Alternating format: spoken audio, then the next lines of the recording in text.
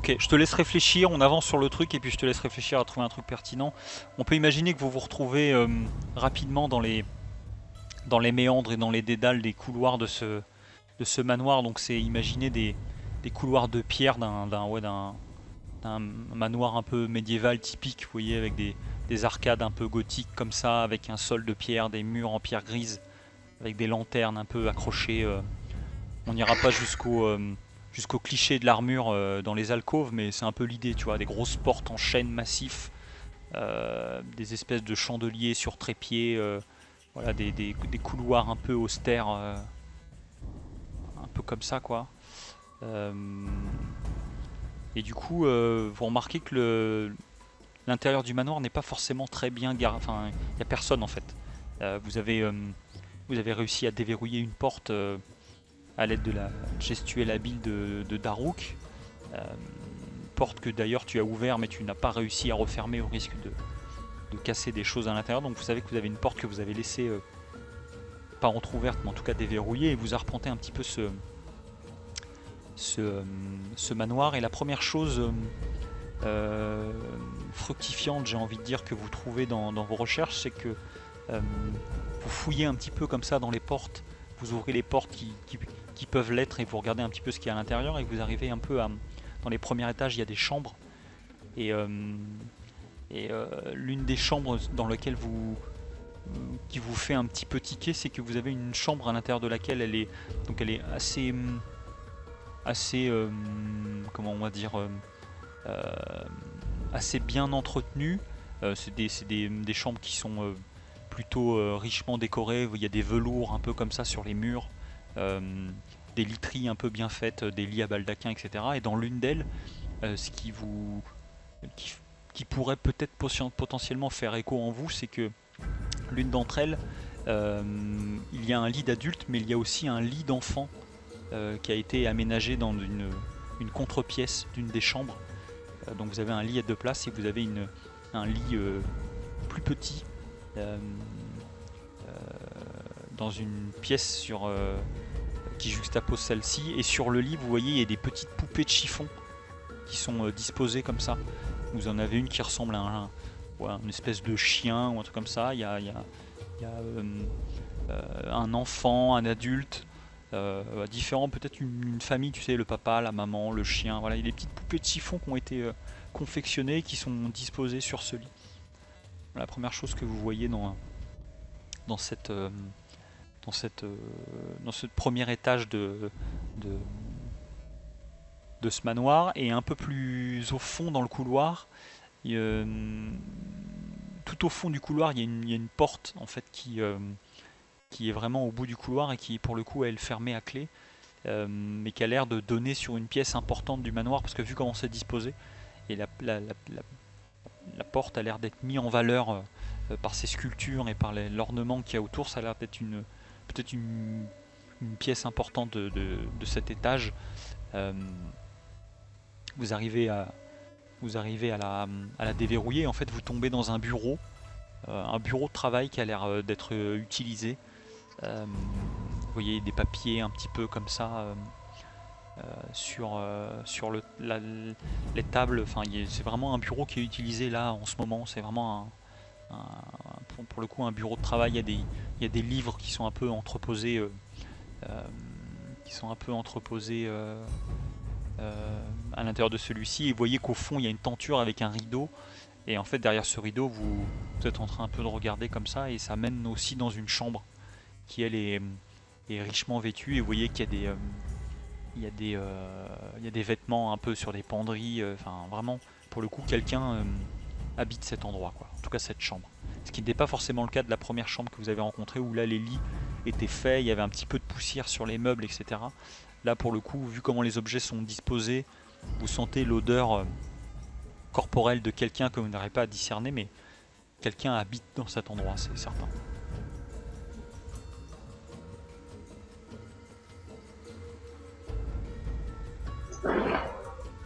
Et par la nature des vêtements, c'est un homme, une femme, C'est plutôt un il fait homme. quelle taille? C'est plutôt un homme.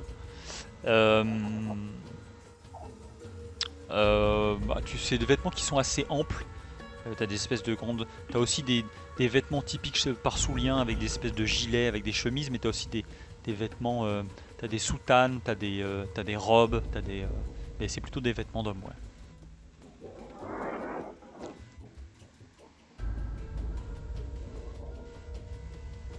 Et vous Bah, remarquez aussi un truc, alors que vous êtes en train de fouiller, Daruk, tu vois que près du bureau, t'as des vitres comme ça, un peu qui éclairent le.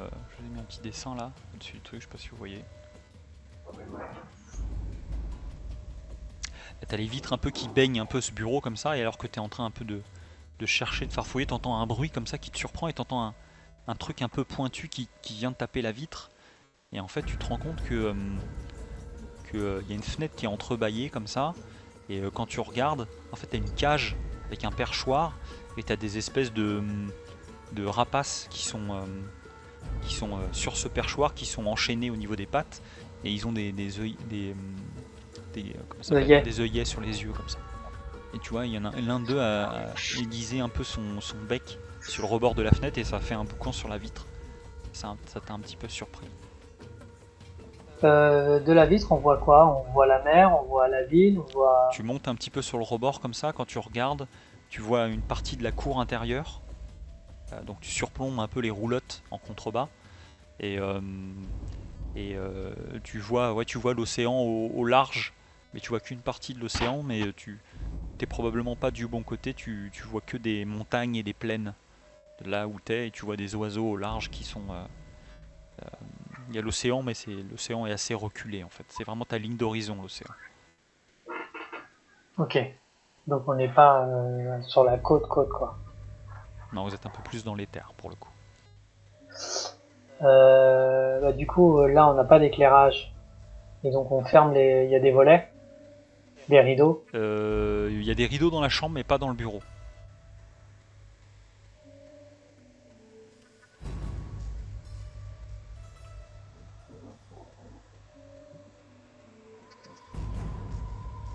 Jette-moi un dé, je vois pas pourquoi. Ouais, jette-moi un dé.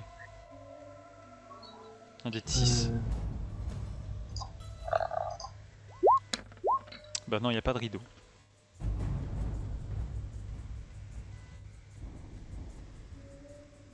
Donc en Et allumant une bougie, il voit depuis l'extérieur. ouais, c'est le risque. Ouais, mais on est en haut de la tour. Bah sinon, on prend une robe. Oui, on peut le tendre comme une. Ouais. J'improvise un rideau Donc, avec donc tu une essaies de robe masquer bien bien éclatée. les vitres du bureau sont assez étroites parce qu'elles sont en hauteur comme ça. Donc tu peux calfeutrer un petit peu si tu arrives avec des vêtements ou peut-être avec une couverture, tu arrives facilement à masquer le. Ouais, histoire qu'on ait de l'éclairage sans qu'on se fasse. D'accord. Fais attention en tout cas pour pas qu'on se fasse griller Ok. et qu'on puisse fouiller le bureau. Ok, vous fouillez, vous cherchez des choses particulières ou pas? Bah déjà, Ah, on non. Hmm. Non. Dis donc, Charles Jago. a des lettres, Ok, des bouquins. quand vous fouillez un petit Enfin, peu, vous trouvez une petite boîte en bois comme ça sur le bureau, donc vous farfouillez un petit peu. Et en fait, dans la petite boîte en bois, vous voyez qu'il y a des petits morceaux de parchemin comme ça qui sont enroulés, qui sont pas très grands, qui doivent faire ça de large, tu vois à peu près, et ouais, ouais. qui sont entortillés comme ça sur eux-mêmes. Donc ça fait un petit. Quand tu le lâches, il reprend sa forme parce qu'il a été roulé comme ça assez longtemps. Et dans cette boîte, t'as plein de petits morceaux de parchemin comme ça qui sont enroulés. Et quand tu les déroules, t'as tout un tas de petits messages dessus qui sont écrits. Des choses diverses et variées. Visiblement, c'est des communications qui sont pas signées. Et quand vous prêtez attention, il y en a deux qui vous attirent le regard. Le premier, c'est celui-ci.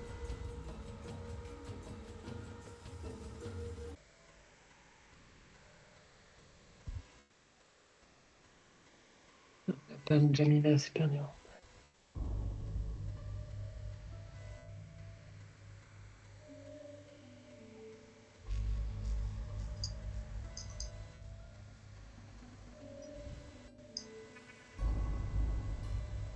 C'est bon. Et c'est signé J. La petite pute de genre. Et le deuxième, c'est celui-là.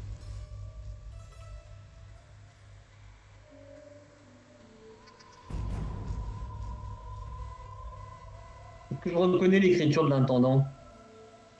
Est-ce que tu as moyen de reconnaître l'écriture de l'intendant?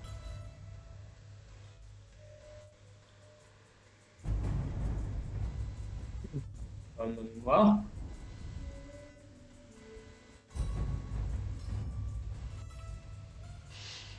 Là, comme ça, reconnaître une écriture, c'est compliqué. Non, tu saurais pas dire. Ah, attends.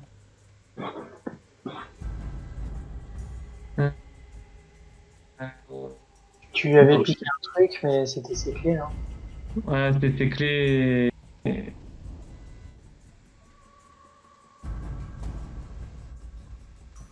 J'ai une lettre avec qui? Jarvik.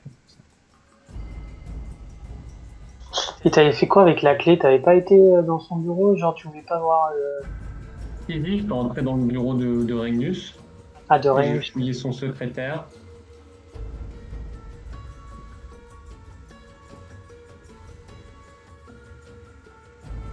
Ok.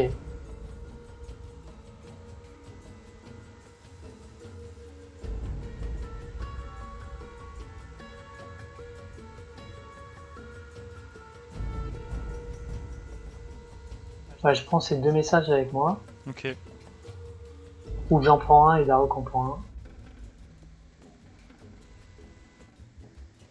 Vous fouillez la chambre ou pas? Est-ce que vous prenez le temps de fouiller de manière plus approfondie ou vous estimez que vous avez suffisamment d'informations?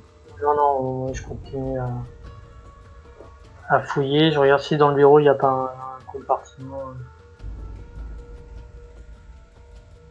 l'équivalent d'un secrétaire. Donc un compartiment caché. Euh... De toute façon, vu qu'on a vu un passage secret, on peut logiquement chercher des trucs planqués, quoi.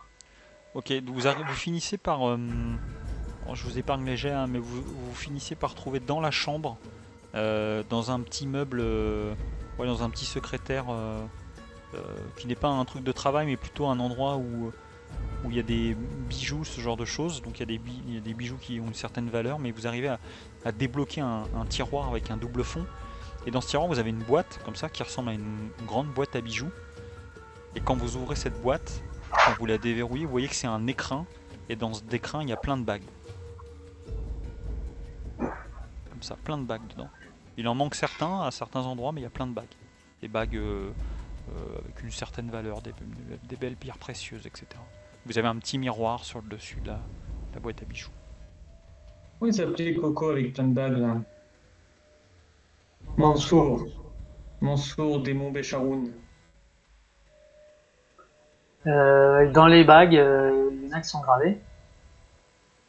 Ou sur le côté. Ou pas. Non. Non.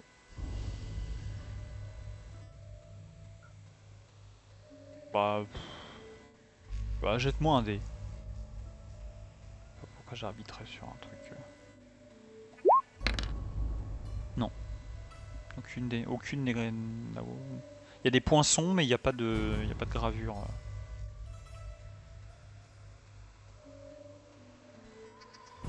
Et par contre, c'était un laboratoire que tu cherchais, toi. En tant que négociant, je reconnais pas, genre, un orfèvre célèbre d'une cité. Ce que tu as sous les yeux, c'est des pièces d'orfèvrerie qui ont probablement, certaines d'entre elles ont des valeurs fortes, mais de reconnaître là un artisan particulier, non. Mais par contre, tu vois qu'elles sont vraiment différentes dans la confection. Tu penses que c'est des bagues qui viennent peut-être des quatre coins de la Lémurie, quoi, pour le coup, qui ont été peut-être récupérées au fil des années. C'est une collection qui a peut-être été emmagasinée comme ça un petit peu.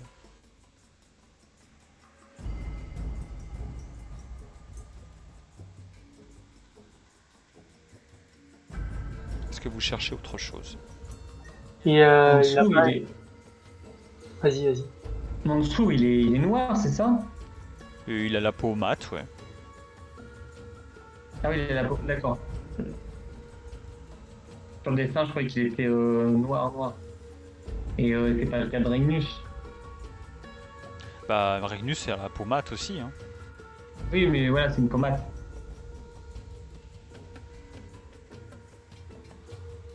Donc, C'est vrai que Mansoon était mystérieux, originaire des mondes des charmes. Très riche. Et Mansour, on l'a vu, il avait pas des traits. Je sais plus sa photo, mais. En dessous, il est là, il est juste en dessous. Ah oui, il est c'est là. lui.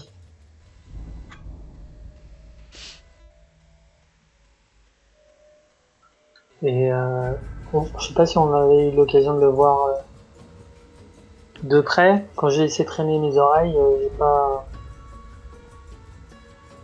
Bah, là, c'est difficile à avoir parce que c'est quelqu'un que t'as entreaperçu, t'as pas parlé avec lui, t'as pas été proche de lui. C'est quoi la question en fait? S'il ressemble à Regnus. Bah, Regnus, pareil, Regnus, tu l'as vu une soirée. Daruk, tu le connais un peu plus. Regnus, tu l'as côtoyé d'un peu plus près. Faudrait voir Mansour de plus près pour s'en affirmer. Après, c'est difficile de faire de la physiologie. Je sais pas si je verrais un frère probable à Gonzo demain au supermarché pour me souvenir s'il a la même tête que Gonzo et si ça peut être son frère, c'est compliqué quoi. Ouais, bien sûr. Mais après, mon Bécharoum, c'est en Béchar, donc ils ont la même typologie, comment on dit, mêmes origines. Faciès. Faciès, ouais, c'est le même type de trait, quoi. Un nez un peu fin comme ça, un peu aquilin, des traits un peu lissés, une peau mate qui tire sur l'olivâtre, mais après, Il n'y a pas des petits parchemins qui ont été genre griffonnés, genre que la personne aurait écrit et que finalement il aurait raturé et il l'aurait froissé et qu'il l'aurait pas envoyé. jette-moi un dé. Vas-y là. Non.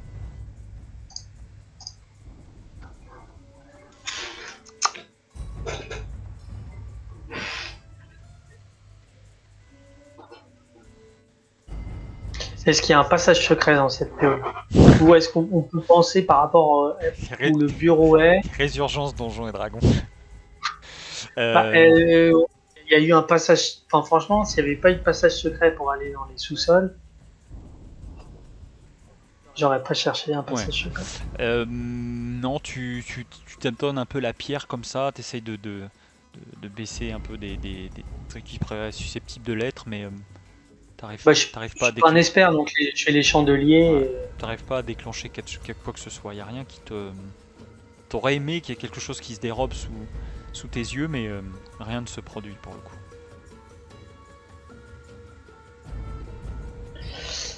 Euh... T'entends du bruit dans le couloir.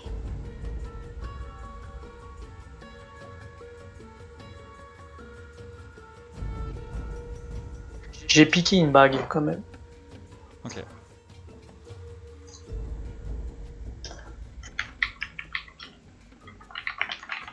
Qu'est-ce que vous faites? Alors je note juste qu'on a trouvé 2 missiles.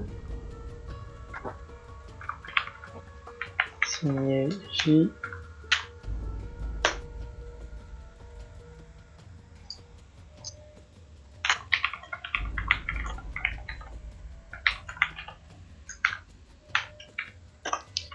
Bah, quand on entend du bruit, on éteint nos chandelles. Ok. Bah, le bruit finit par cesser. Est-ce qu'on voit autre chose Il cesse ou il décroît? Comment?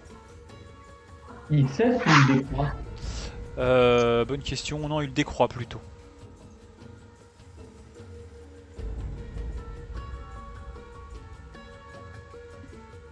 Et de toute façon, il n'y a rien qui nous paraît anormal dans l'agencement de la pièce, genre ça donne sur des fenêtres. Non. Comme quoi il devrait y avoir une salle à droite ou à gauche. Ou... Rien d'anormal, non. Bon, est-ce que tu...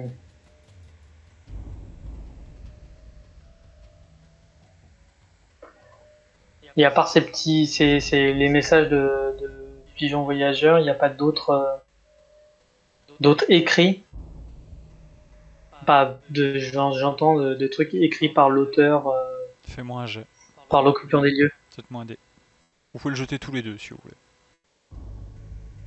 6.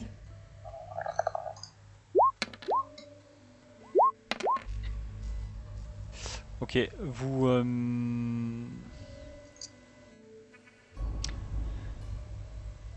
Vous finissiez par trouver un truc qui était un peu là sous vos yeux, mais en fait ils étaient simplement mis dans la reliure d'un livre. Donc en fait vous aviez pris les livres comme ça un peu nonchalamment. Et en fait vous finissez par trouver des correspondances. Et en fait dans ces correspondances vous voyez que la personne qui échange... toi tu le reconnais, là pour le coup Daruk tu reconnais parce que les écrits que tu as sous les yeux ont été écrits de la main de Regnus Casarim.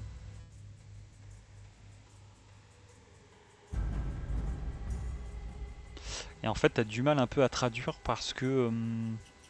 Attends, je regarde quand même.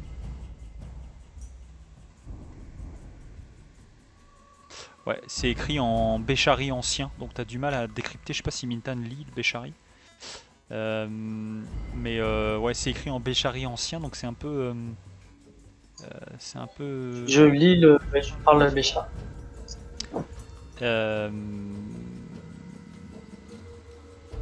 Et en fait, tu comprends dans les peu que tu arrives à traduire, donc il y en a plusieurs hein, comme ça. Tu tombes sur un vieil échange où en fait Regnus est en train de répondre à une ancienne lettre et visiblement il est en train d'annoncer à son interlocuteur que leur père respectif est malade et que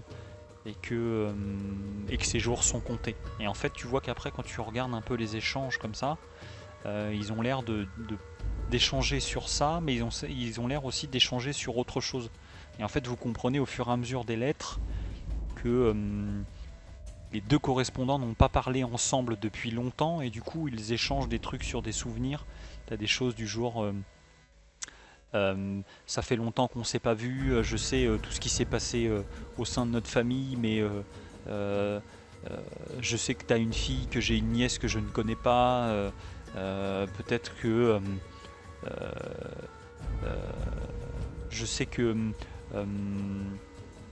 les, les traditions séculaires m'empêchent de la voir, mais peut-être que dans un autre temps tu pourras faire un effort et concéder à ce que je puisse la rencontrer, ce genre de choses. Après, vous avez des écrits sur visiblement des obsèques où les échanges disent qu'ils ne pourront pas se rencontrer sur ces obsèques parce que certaines choses avec des mentions et des phrases que vous ne comprenez pas parce que c'est des trucs très vraiment très anciens dans un Béchari un peu sectaire voire traditionnel.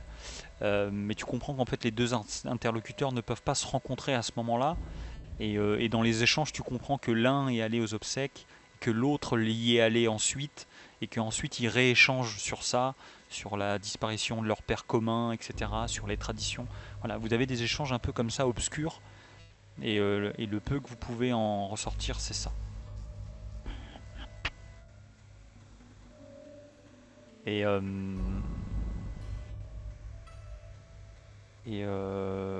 si vous arrivez à constater aussi, sans forcément traduire toutes les phrases, que la jeune enfant qui est mentionnée dans les premières lettres revient assez régulièrement dans les écrits, et vous comprenez que l'interlocuteur semble essayer de convaincre son autre interlocuteur de lui laisser rencontrer sa nièce.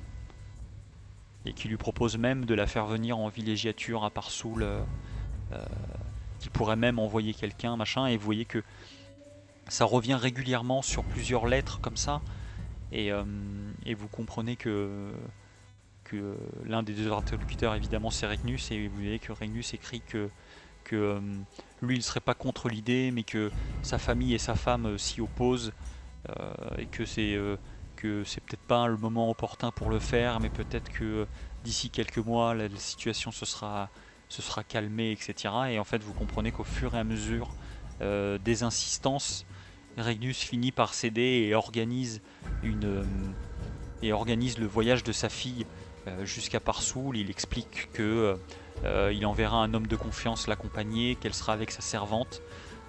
Voilà, donc il y a des échanges comme ça. Et puis après, vous avez aussi des correspondances où le père prend des nouvelles et le frère répond en disant tout se passe bien ici, ils ont fait ça aujourd'hui, etc., etc. Donc il y a un échange comme ça, il y a une correspondance qui est assez épaisse, qui est dans un bouquin. Il y a plusieurs lettres de plusieurs pages qui sont là entre vos mains. Vous n'arrivez pas trop à traduire parce que c'est dans un langage que vous ne maîtrisez pas complètement, mais voilà les idées qui en ressortent. Ok.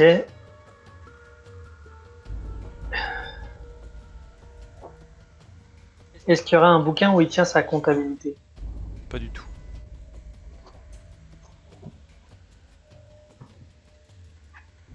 Bon, qu'est-ce qu'on peut tirer d'autre de la piole qui a priori est celle de Massivus? Quelqu'un qui se faisait passer pour Massivus.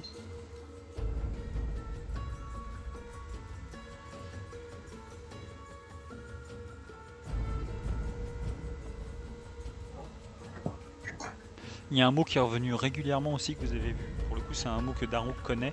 C'est un mot en béchari ancien qui s'appelle, que tu pourrais prononcer du genre quelque chose qui sonnerait comme Amekta ou Amektad, quelque chose comme ça. Et tu sais qu'en vieux béchar, ça veut dire bannissement. Généralement, c'est quelque chose que les bédouins béchars utilisent. C'est devenu comment on appelle ça, un juron, tu vois, du genre casse-toi ou dégage d'ici, tu vois. Tu sais que ça vient du vieux béchar et que ça vient l'étymologie du mot, c'est bannissement.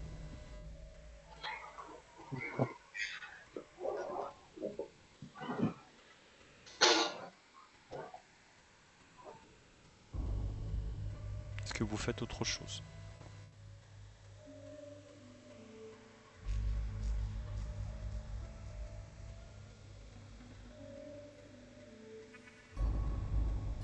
Wow.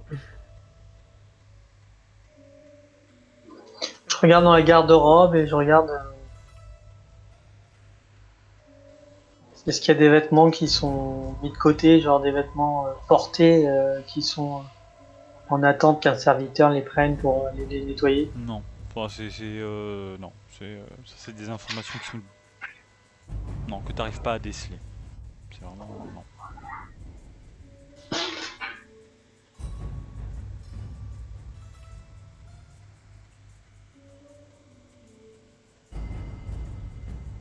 Vous entendez du bruit encore dans le couloir.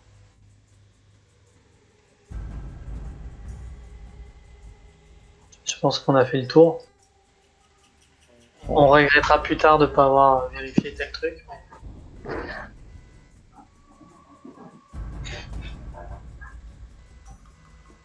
Vous avez le sentiment d'avoir trouvé ce qu'il y avait à trouver. Mais après...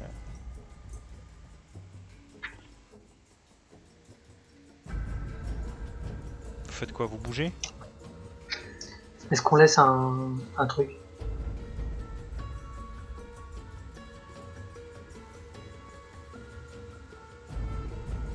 Bon, sinon on bouge. Ok. Je pense qu'on va s'arrêter là.